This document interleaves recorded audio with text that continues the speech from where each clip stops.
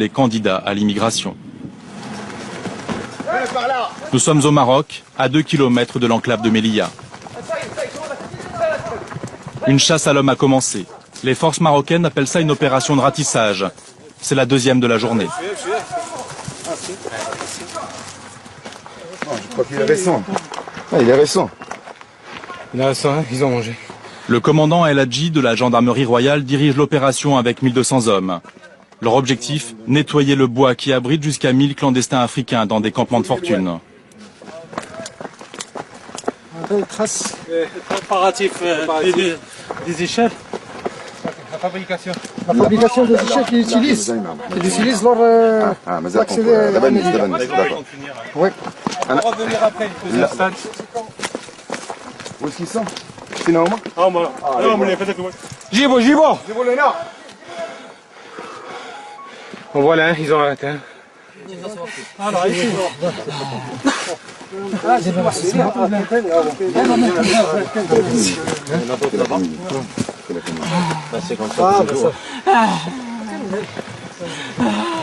C'est les fatigués à cause de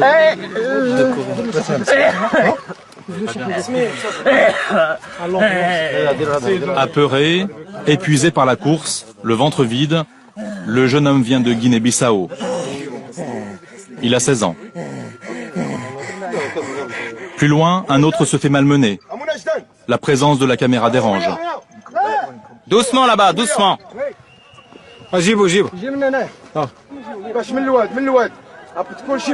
Vous voyez comme c'est pas facile, ils profitent du terrain. Nous avons un autre dispositif, un autre groupe qui arrive de l'autre côté du Talvek. Et en plus, nous avons un dispositif d'accueil, de recueil de l'autre côté de la montagne.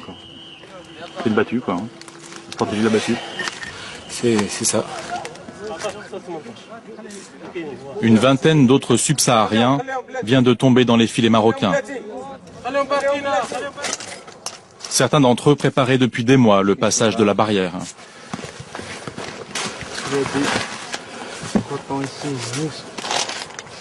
Mon colonel. Les cartes de téléphone. Là, ils ont des téléphones, ils communiquent tout le temps. L'échange de renseignements pour dévier l'attention du dispositif, ça c'est sûr. Lorsqu'on dit là, vous faites du travail, mais comme on le disait, ils vont sans doute revenir, ou essayer de revenir. Non, vous savez, il y a des réseaux qui les exploitent contre de l'argent. Donc automatiquement, même s'il a refoulé, il peut arriver jusqu'en Algérie ou au Mali, il a repris, il paye et le réseau le ramène. Ouais. Donc, Encore une arrestation. Un jeune homme s'est fait surprendre alors qu'il rentrait au campement. Tu es nouveau? Ça fait combien de temps que vous êtes? Sénégalais. Il est allé pour chercher du pain. Tu étais seul ou avec quelqu'un d'autre? Hein? Tu étais seul ou avec quelqu'un d'autre? On s'est quitté à Sénégal, arrivé en Algérie. En Algérie, À marche-pied. oui. Marche-pied. Ici au Quitté Maroc. à Algérie, arrivé ici au Maroc. Maroc, Oujda ou bien Oujda. Oujda. Oui. Et d'Oujda, je suis Nador. directement ici.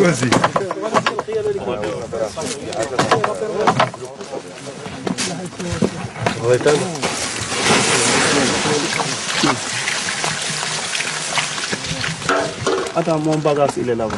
Pas de bagage, pas de bagage. pas de bagages. Pas de bagage. Vous abandonnez tout.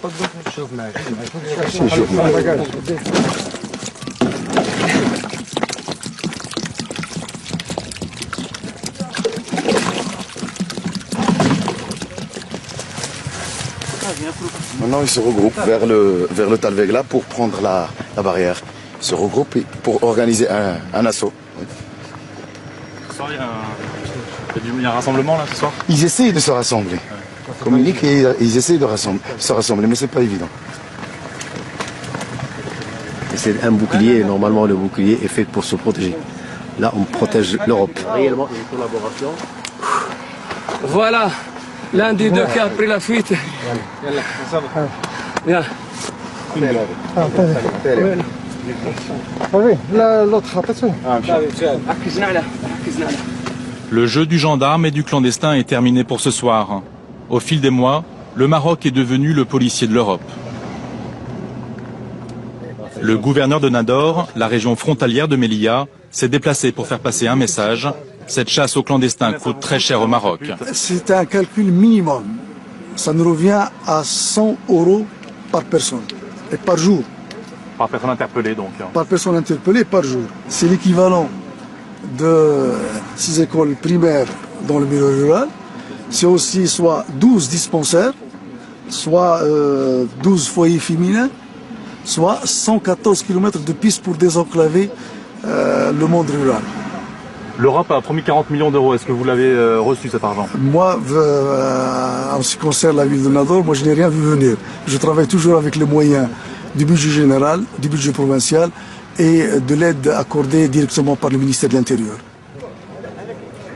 Dans l'ambulance, nous retrouvons l'adolescent attrapé 2 heures auparavant. Le jeune homme souffre de maux de ventre. Quel âge? 16 ans. 16 ans. 16 ans. On doit le transporter à l'hôpital. Et c'est quoi? Il y a aussi une composante psychique. Il n'a pas accepté qu'il soit capturé. Tragique, cette chasse à l'homme que les autorités marocaines nous ont autorisé à filmer tourne parfois au drame. Lors de précédents ratissages, il y a eu des témoins, des médecins espagnols venus discrètement au Maroc pour soigner des clandestins victimes de violences. Tout cela me bouleverse, parce que je l'ai vécu de près. Quand ils ont vidé le bois de Gourougou, au Maroc, on est parti les soigner dans la campagne, sous les arbres, à l'abri. Si on restait sur les chemins, si la police marocaine nous voyait, alors elle nous embarquait. Ils avaient des blessures incroyables.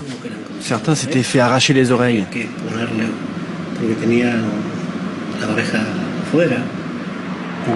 Il y a eu beaucoup de blessés, même des blessés par balle au Maroc.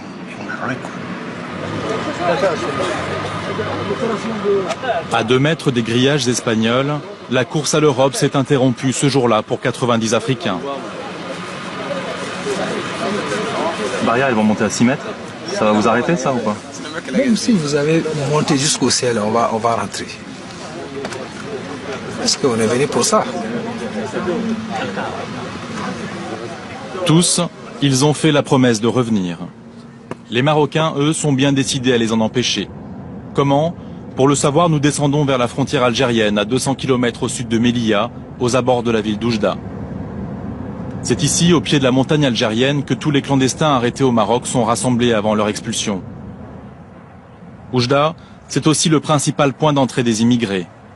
Ils viennent des camps de fortune qu'ils ont installés à Mania, à 30 km de là, en Algérie. Avant, ils se cachaient. Désormais, ils marchent en plein jour. Des hommes, des femmes et des enfants en bas âge. Pas de carte en main, juste un fil conducteur. Cette ligne à haute tension, ils le savent, elle mène à Melilla. Beaucoup n'y arriveront pas. Les Marocains font tout pour les arrêter sur la route. Dans cette ruine où ils s'abritaient, un groupe de 43 Africains a été repéré par les forces auxiliaires marocaines. À 10 km seulement de la frontière algérienne. 2 heures de marche.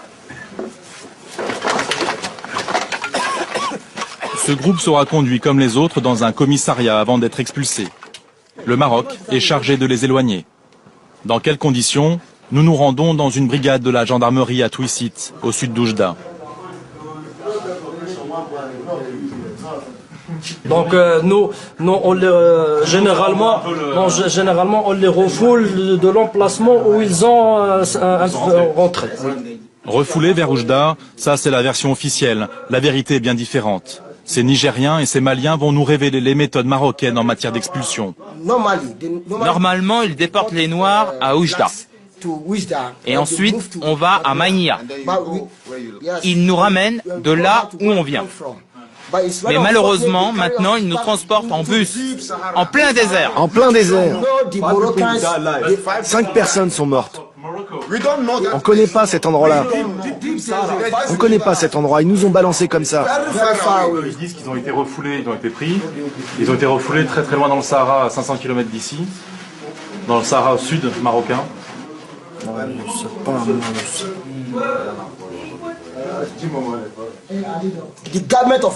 Le gouvernement marocain ne peut pas dire qu'il ne sait pas où il nous a emmenés. Ils savent. Il y avait 9 bus. Dans chaque bus, il y avait 45 noirs. Alors faites vous-même le calcul. Voyez de combien de noirs je veux vous parler. Alors qu'ils nous disent qu'ils ne savent pas, ça c'est un mensonge. Les soldats algériens nous ont sauvés.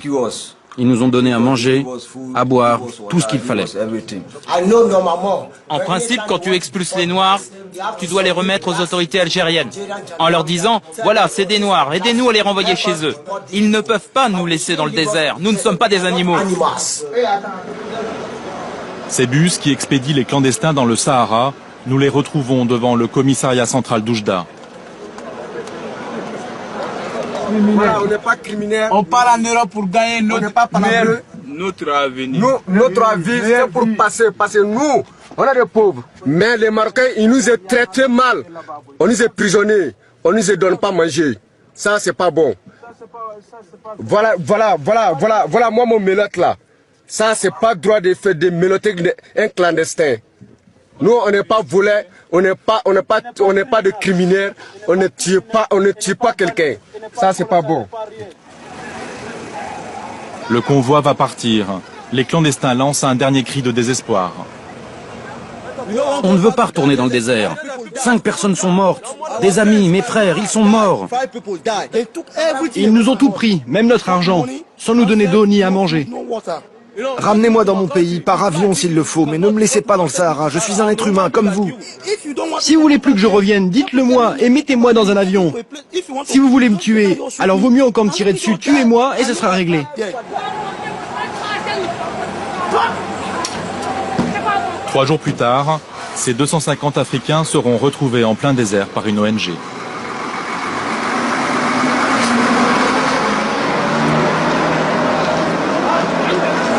J'ai une